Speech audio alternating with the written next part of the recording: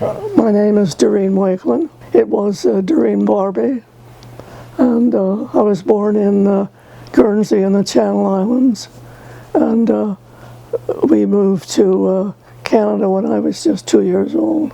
We already had relatives in Hamilton, so we moved to Hamilton. Convention in Toronto for people in the shoe trade, and he heard about this business that was for sale in Lindsay, and so that was one Wednesday, and he came up to Lindsay to take a look at what things were like here, and then we moved the next Wednesday. It was a kind of a shock to Marge and I. And it was the summertime, it was July, so we didn't have, like in Hamilton, it was not like living in Lindsay. Your schoolmates, you didn't see them every day. So I had to leave without saying goodbye to any of my school friends, you know. They probably wondered what happened to me. Dad was paying so much rent for the store and the apartment above that, and people were not having their shoes fixed. You know, they couldn't afford it. But his trade was making shoes for crippled people.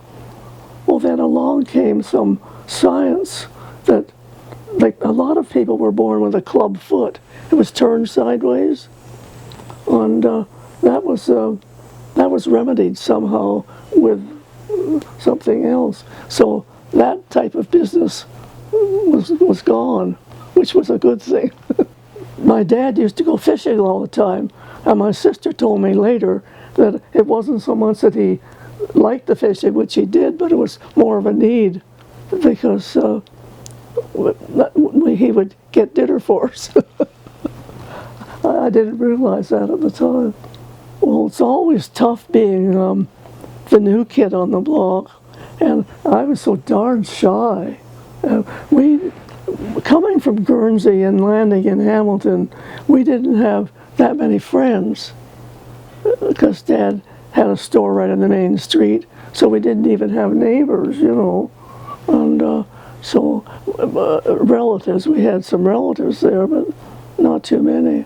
Yes, I remember one teacher, particularly, it wasn't for the good. I forget her name, but I decided that my family, like Dad's family's French, and we didn't speak any French. Dad did, but he didn't speak. He decided that we should speak English properly. And anyway, I went to this.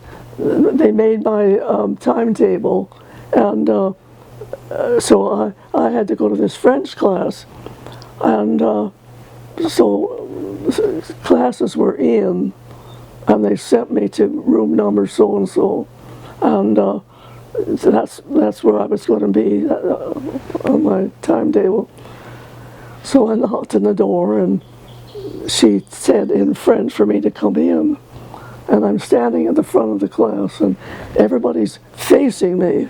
It wasn't that way. They were facing me, and I'm standing there.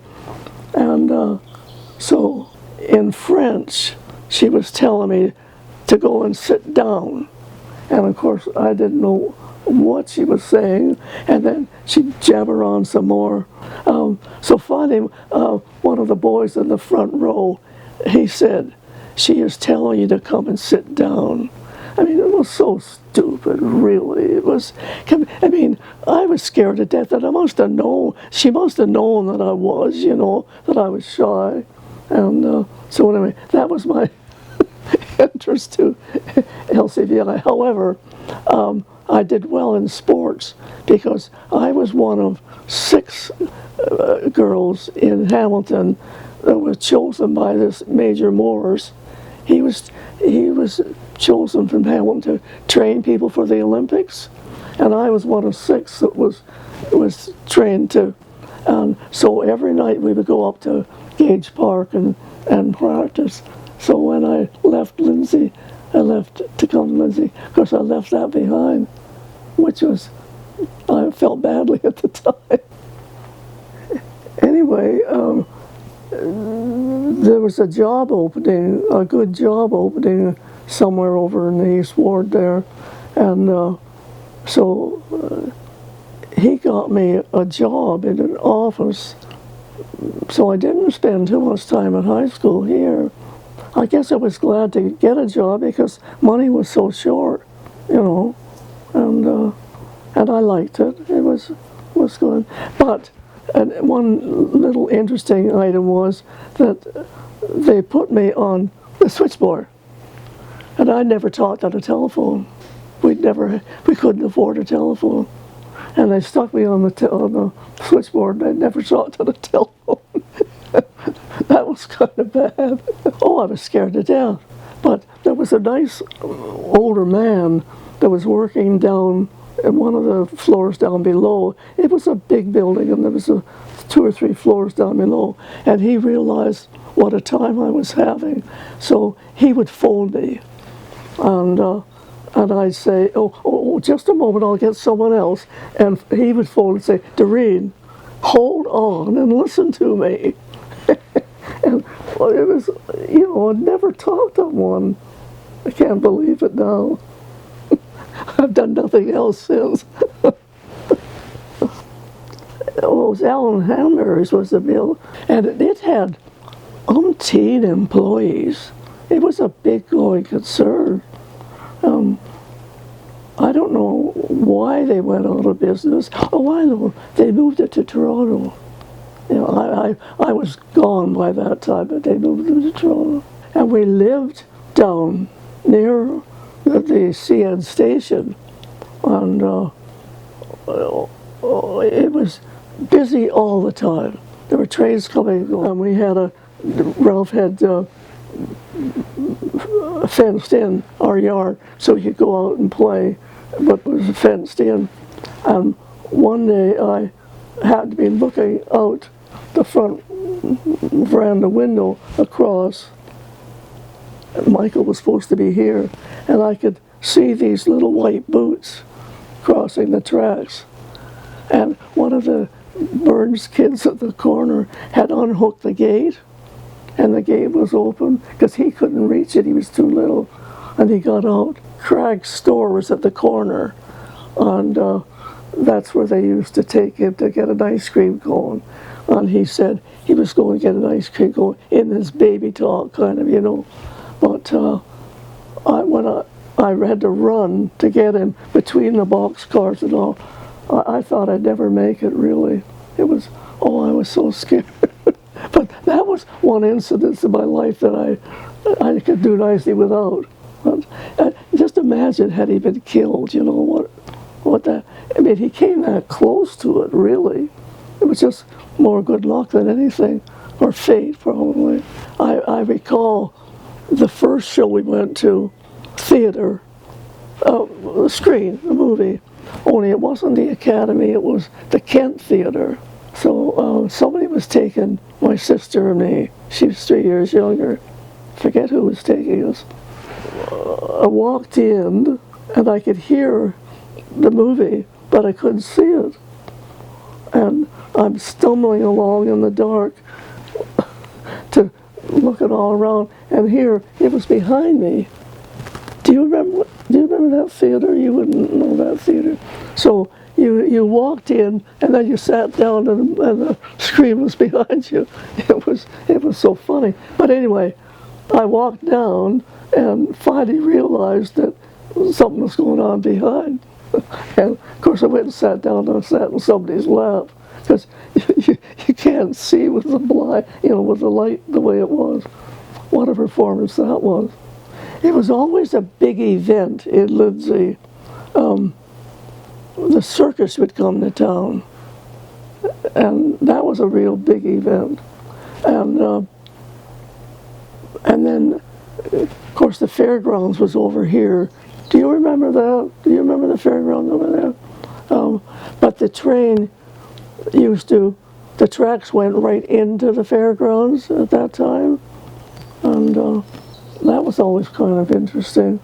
And I remember the first year that I was dating the guy that I finally married. Anyway, we bought tickets and went into the fair. And I remember him saying, "This is the first time I've ever bought tickets to the fair." And I said, "Oh, I thought you went." He said, "Oh no, but the most fun was climbing the fence and getting in that way." And he was the fast runner, and he was the one that was over the fence first. And the people that they used to have men around spotted to catch these kids that were climbing the fence. So he was sent over first because he could run so fast. And then so he'd be the decoy and he'd run, and then the rest of them would get into the fair free. It was fun. I guess that was more fun than anything else at the fair. But anyway, yeah, we did a lot of skating, and we used to take our skates, and the winters must have been different then, because we used to take our skates and travel around looking for a place that had frozen spots, and we had a little record player that ran on batteries, and we played our music and skated on the pond in somebody's farmer's field or whatever. That was kind of good. Yeah. And then I played, Ralph saw me. He was the coach for the women's softball. He saw me playing ball at the high school, so he went into Dad's store and asked him if I could go out and play with his team.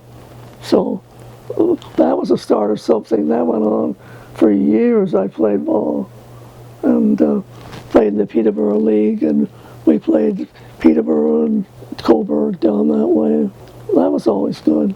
I often wonder, what I would have been doing had we not moved to Lindsay. I wouldn't want to change anything of that at all. But it was just by chance that Dad moved to Lindsay. And I told you it was just by chance that the family who had that bad, they were neighbors of ours. That was kind of tough at the time. I felt so sorry for them. There was this boy, about 11 or 12, and then a little baby girl. And then the mother, of course, was in with me. The dad raised them himself, which was kind of tough. I don't think there was the help available then that there is now for someone in a situation like that. Now they make sure you were taken care of.